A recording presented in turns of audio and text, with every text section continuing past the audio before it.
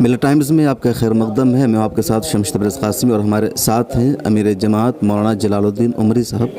سر، supreme court نے ایک مرتبہ پھر کہا ہے کہ بابری مسجد کے مسئلے کو دونوں فریق آپس میں سلجھا لیں.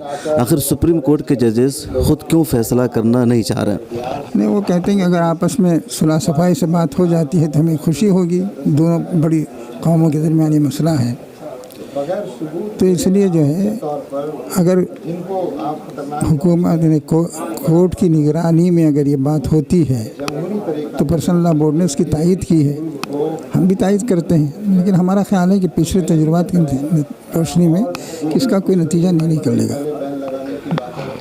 جماعت اسلامی پر کشمیر میں انہوں نے انتظامی پرابلم کی وجہ سے پابندی لگائی ہے مرکزی حکومت نے، تو اس کو کیسے جوڑا جائے کہ انہوں نے ایک مذہبی جماعت پر پابندی لگا دی ہے؟ آپ اس کو کس طرح دیکھتے ہیں؟ اب تک تو جو باتیں ہیں وہ تو یہ کہتے ہیں کہ صاحب یہ ملیٹنسی سے ان کا تعلق ہے اور یہاں دہشت گردی جو ہو رہی ہے اس میں یہ ملوث ہیں اور کشمیر میں اسلامی حکومت قائم کرنے کی فکر میں ہی اور ہندوستان سے کاٹنا چاہتے ہیں. یہ تو بڑے بڑے الزامات ہیں نا بھائی.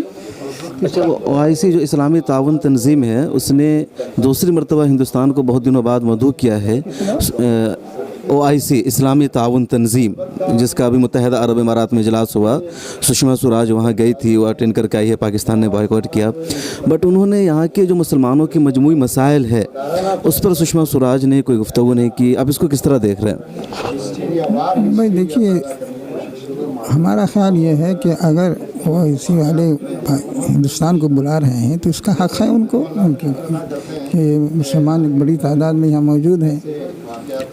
تو اب یہ ہے کہ پاکستان کا یا کسی ملک کا یہ اصرار کہ یہ صرف مسلم ممالک کی تنظیم ہے، اس میں غیر مسلم ملک کو نہیں آنا چاہیے، تو یہ تو ظاہر ہے کہ اسی کو فیصلہ کرنے کا حق ہے. ان کا سشما کا یہ کہنا کہ 18 کروڑ کی آبادی میں وہاں مسلمان ہیں، تو ایسے کسی ملک کو آپ کیسے نظر انداز کر سکتے ہیں؟ OIC والے اگر اس پر اطمینان ہے اور بلاتے ہیں تو حق ہے ان کو مدعو کی حیثیت سے. اس پر اس کی مخالفت ہمارے سمجھ میں نہیں آتی. یہ تو ان کے سوچنے کی چیز ہے. بہت شکریہ. امیر جماعت کا کہنا ہے کہ ہندوستان کو وہاں بلانا چاہیے اور ہندوستان کا حق ہے، یہاں 18 کروڑ مسلمان رہتے ہیں. شمس تبریز قاسمی، کیمرہ مین محمد معصوم کے ساتھ، ملت ٹائمز. ملت ٹائمز کی مزید ویڈیوز دیکھنے کے لیے یہاں کلک کر کے سبسکرائب کریں اور بیل آئیکن کو ضرور دبائیں تاکہ آپ کو ہماری ہر ویڈیو کا نوٹیفیکیشن مل سکے.